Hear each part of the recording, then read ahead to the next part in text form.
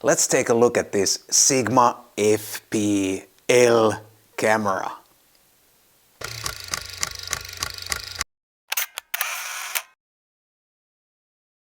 Hi guys, my name is Matti Sulanto and I'm a photographer.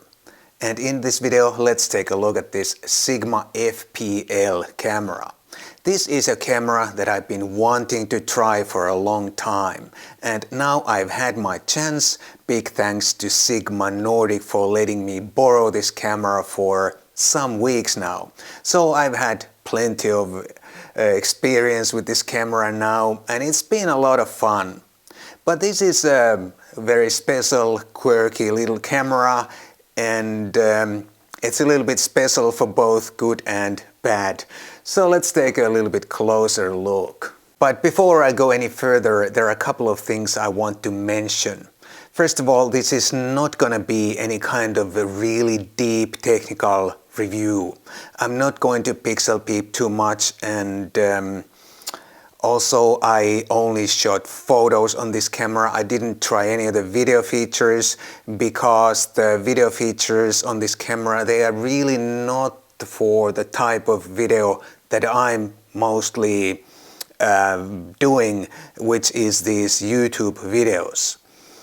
And if you want to see some like a deep technical review, there are plenty of those here on YouTube, so please watch those if you want something like that. This is just my user experience. And if you've been following my channel, you know that my photography is documentary and street most of the time. And that is exactly what I shot on this camera, and the lenses that I used were or are these 65mm f2, which is mounted on the camera right now, and also the 24mm f3.5 and the 35 f2, and all these lenses belong to Sigma's contemporary I-series lens lineup.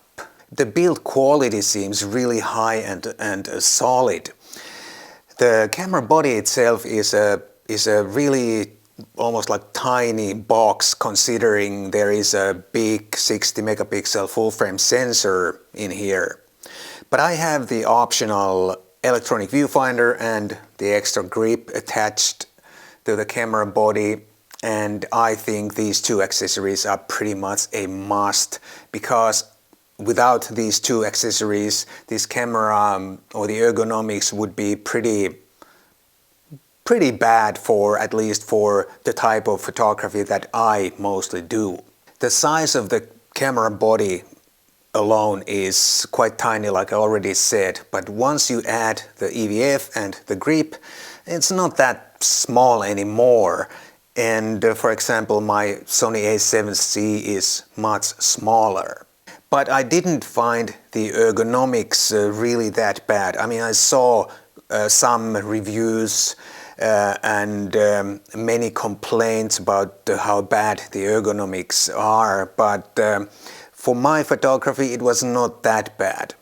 The only two real complaints are the power switch, which is here, and you need two hands to turn on and off the camera, which I don't like.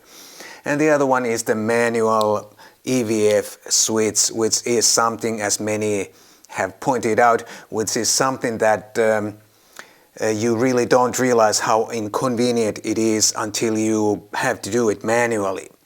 But because all these lenses have aperturing and there's still one proper command dial around the shutter button, I found that all the controls that I need in my photography were pretty much there and available all the time. The autofocus was plenty fast for anything I was shooting. I never had any real problems with the autofocus. However, when I tried the autofocus in very low light, and I had all the autofocus points active and I let the camera choose the autofocus point, it was struggling a lot in that very low light situation. But once I switched to only one center point, then it didn't struggle that much anymore. So my recommendation is, especially in low light, just to use one center point, and the autofocus works pretty well even in quite low light situations.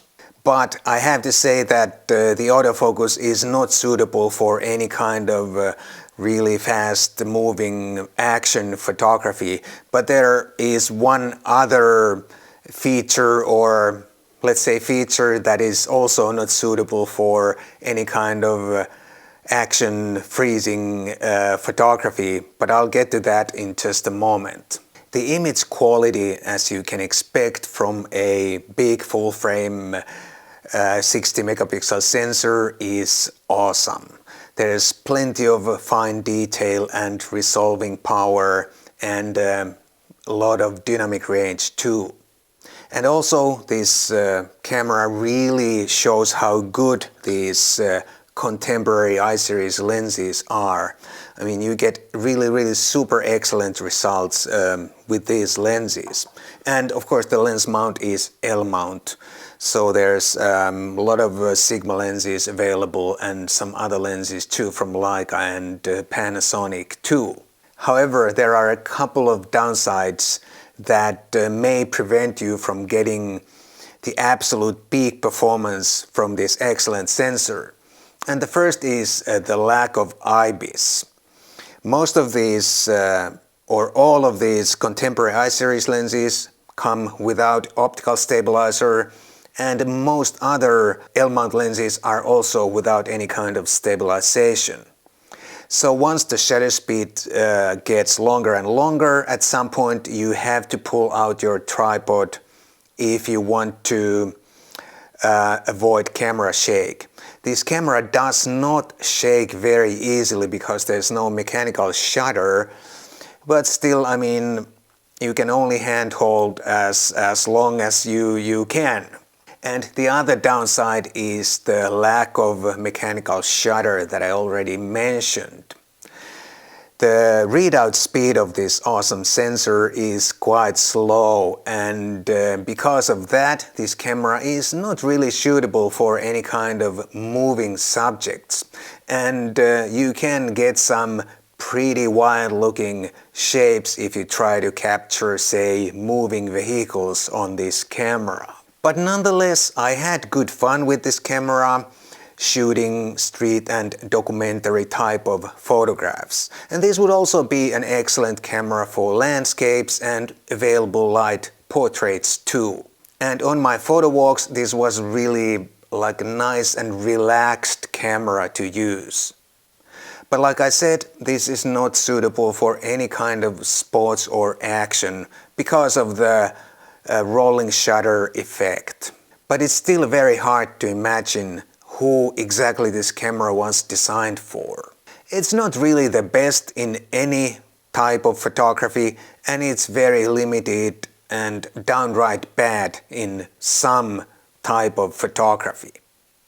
Many have compared this camera to the Sony A7R Mark IV, and there's a very good reason for that comparison. First of all, they both share very similar, if not the same, 60 megapixel full frame sensor.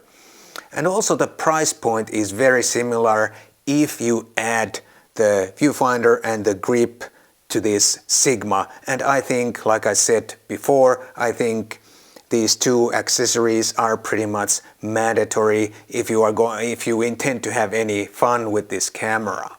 And the Sony A7R Mark IV, it does all the same things as the Sigma, and even more and even better. The Sony has a superior autofocus, and it has a superior mechanical shutter, and it's good for sports photography or action photography too, as well as high resolution landscapes and whatnot. I'm a big fan of Sigma in general. I like their lenses. They are most of them are really good, and they even rival some first-party lenses. And I have visited their factory in Aizu, Japan. I have interviewed Mr. Yamaki, and both the factory and Mr. Yamaki were highly impressive. And although I had really good fun with this camera, and I like the image quality. I'm still not sure if I would buy this camera even if I needed 60 megapixels. For over 3 grand with the EVF and the grip. I would also want to be able to shoot some action if necessary. I think it's really interesting to see a little bit different approach compared to most other cameras. But no matter how I think about this camera, I find it really hard to recommend this camera because of its limitations and the price point. If it was considerably cheaper, then the situation might be different. But this is my experience and my opinion on this camera. Thank you so much for watching. I'll see you in the next video.